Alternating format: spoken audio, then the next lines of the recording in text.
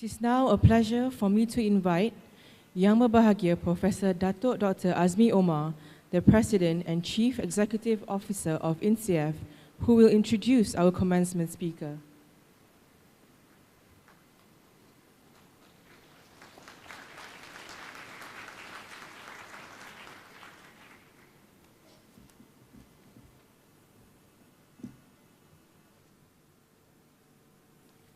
Assalamu alaikum wa rahmatullahi ta'ala barakatuh, and good morning.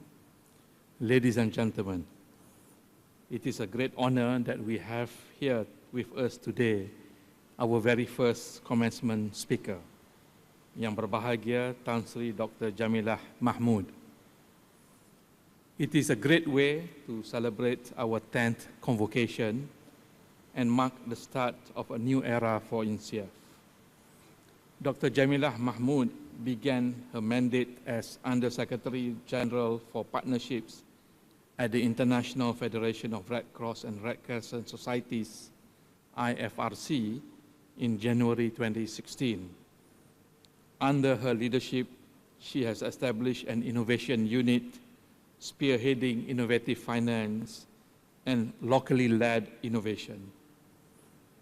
IFRC in 2018 implemented the first Zakat-funded international program for food security, and together with partners, won the top prize in the Global Islamic FinTech Award conferred by the Islamic Development Bank.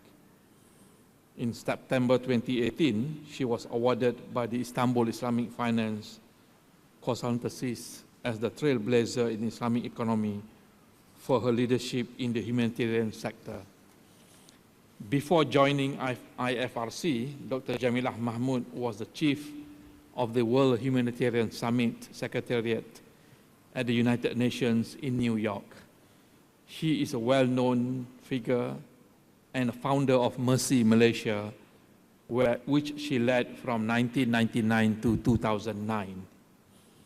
Dr. Jemilah Mahmood has held many board positions and is currently one of the 5 civil society governors of the Commonwealth Foundation, chair of the Board of Trustees of the Humanitarian Leadership Academy, board member of the Responsible Finance Institute. She is also the recipient of numerous national and international awards for her contribution to civil society and work in support of marginalized communities. More recently, she was awarded the prestigious Merdeka Award 2015 for Outstanding Malaysians in the category of Community and Education. Ladies and gentlemen, I am proud to invite Yang Berbahagia Tan Sri Dr. Jemilah to deliver her speech.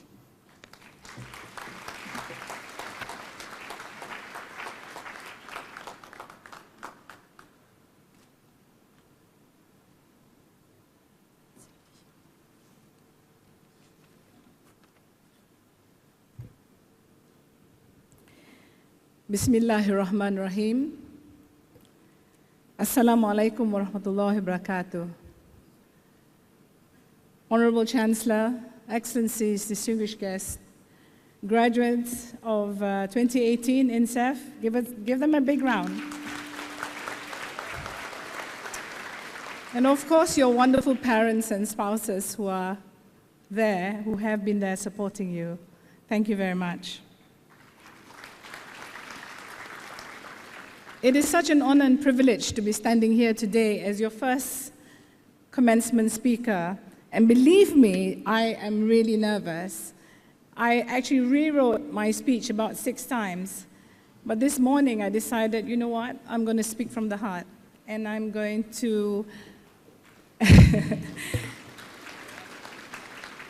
I'm going to see what value I bring to this convocation. So I am an obstetrician and gynecologist. I deliver babies professionally. And you may be wondering, what is an obstetrician and gynecologist got to do with Islamic finance? I wonder myself. But I can tell you that the 3 words I used the most in my medical career were push, push, and push.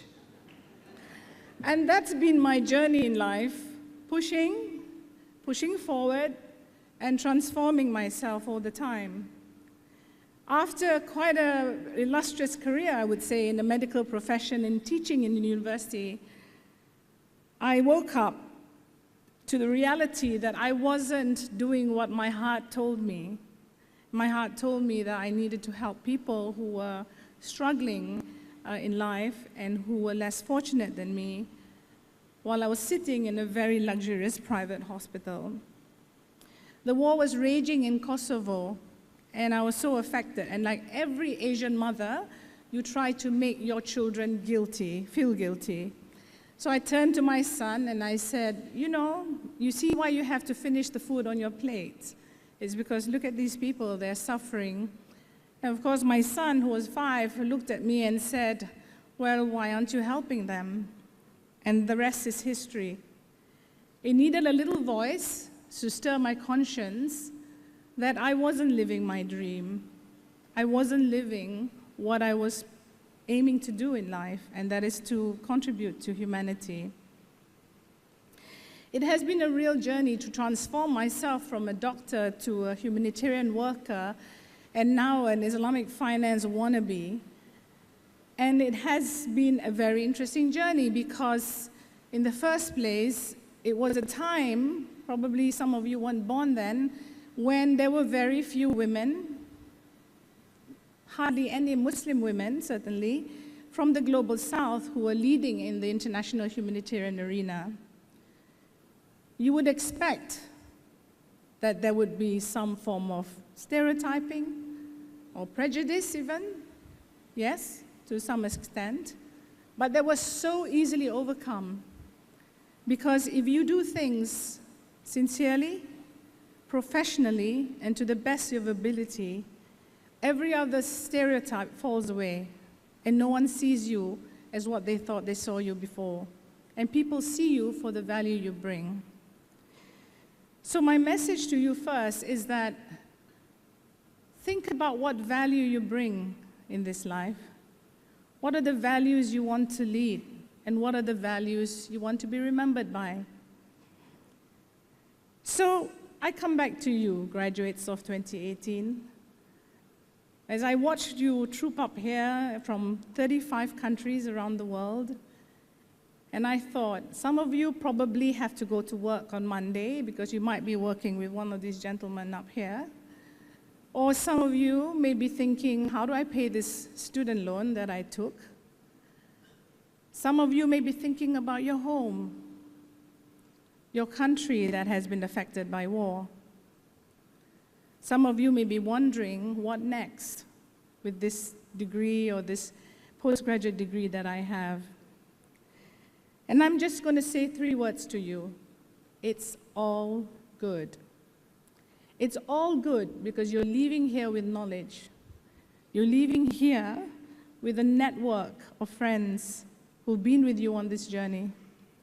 It's all good because more than ever, your knowledge, your network, your commitment is needed in this world.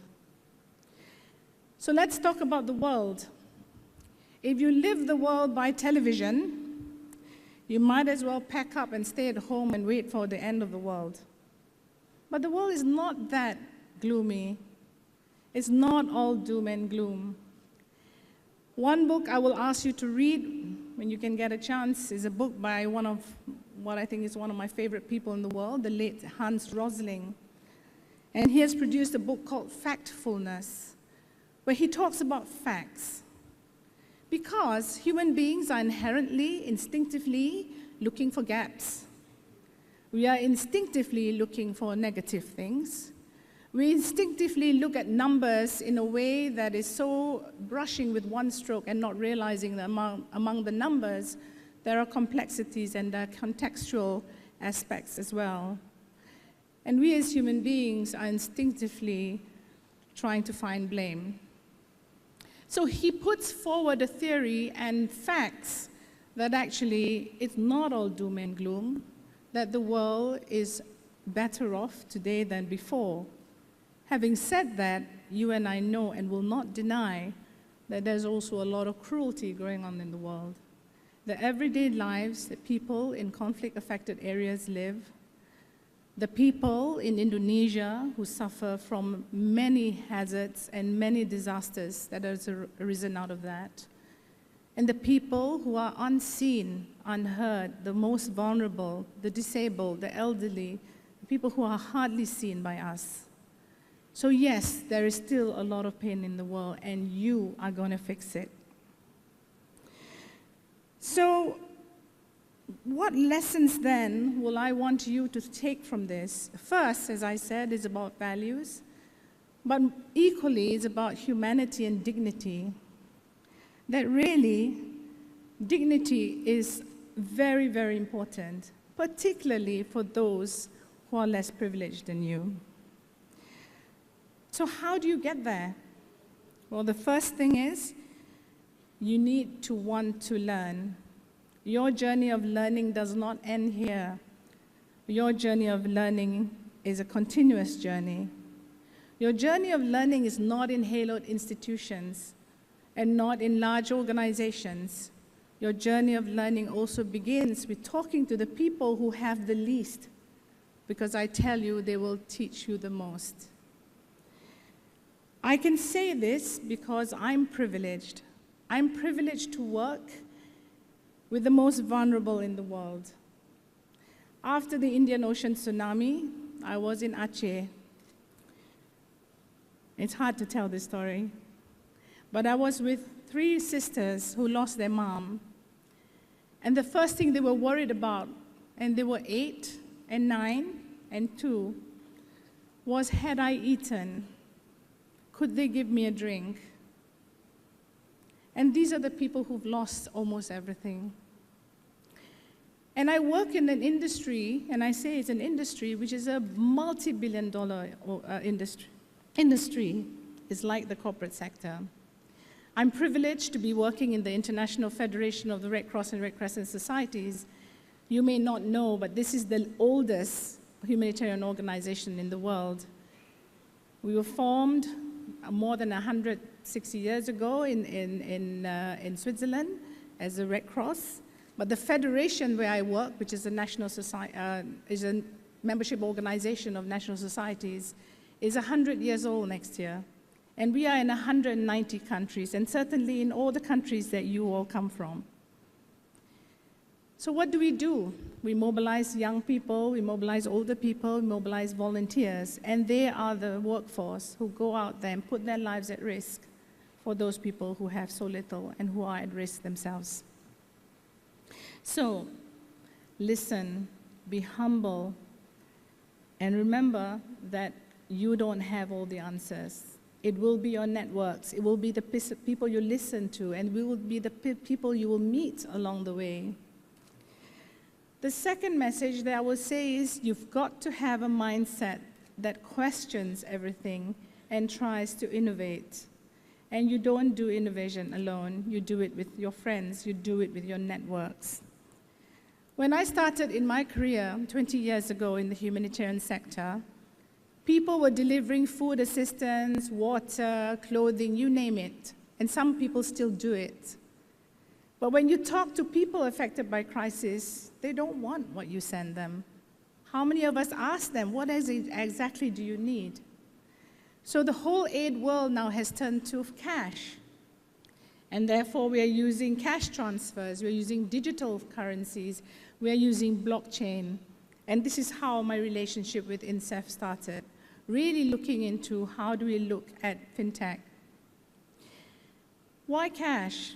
Can we trust people when you give them cash? Well, can they trust you in the first place? I'll tell you some stories where lives have been transformed with cash. A woman in Zimbabwe was given a cash voucher and walked into a store. My boss followed her and wanted to see what would she buy with this cash voucher. Perhaps she will buy flour to make bread. Perhaps she'll buy some beans. She bought a bottle of anti-lice shampoo and a bar soap. When she was asked, why did you spend all your money on that? And she said, we have very little, and we're used to having very little. But my children cannot be ostracized.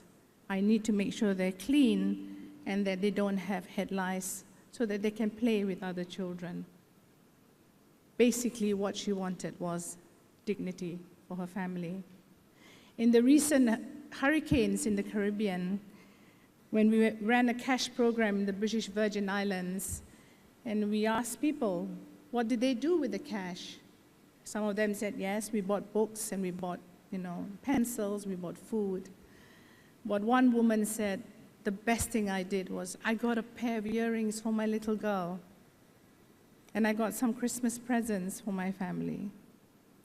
This is dignity. I look back at my manuals and all the training I've had to become a humanitarian worker, all the standards and the spheres and everything that we have. There's nothing there that tells me you need to give people earrings. But it was because we listen and we allow people to choose and to have a choice, irrespective of how terrible their situation was, to treat them with humanity and with dignity. And I think that along the journey, you will have to think about how you contribute. It doesn't have to be in the same way that I do, but there has to be something that you can create an impact on, something around you, your neighborhood, your city, your country, your world. Will it be easy? Not necessarily. Nothing good comes easy. Will it be worth it? Yes, it will, because you will change and you will transform. And I promise you, you will become a better person. So, what about failure? What if I fail? All I can say is failure is the best teacher. If anyone here has said they haven't failed in anything, then they haven't lived their life. So don't be too afraid. Measure your risks, take the steps. The last thing I will leave you with is, how do we, and I speak as myself as a Muslim professional here, as a Muslim woman, stand up and be counted? The only way is to be able to benchmark ourselves. So hold yourself to the highest standards. Hold yourself to international benchmarks. We have the Sustainable Development Goals coming up in 2030 with great aspirations and indicators and goals. Wherever you work, how are you contributing to those Sustainable Development Goals? In everything that you do at home, whether it's managing your litter or what you purchase from the store, how are you contributing to making the world a better place? So I am not an Islamic finance expert, but I love you guys, because right now we are working on some exciting things with INCEIF. We're looking at how can we eradicate cholera. Yes, we can. And we're looking at ways that Islamic finance instruments can do it, because the world cannot afford to not engage with Islamic finance. The Sustainable Development Goals will not be reached without alternative financing. Islamic social finance has trillions that we don't even know how to tap into. So we need your wisdom, we need your knowledge, and we need your commitment to change the world. So as I leave you, I ask myself, I don't have grandchildren yet. I'm not looking forward to that yet. I still consider myself young.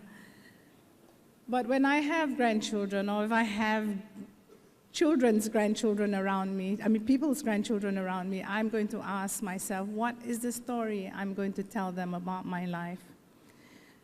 And I will tell them my life has been really exciting because I have chosen to continuously learn and to continuously transform and to continuously contribute. As you leave this hall, I want you to ask yourself, what will be your story? Thank you very much.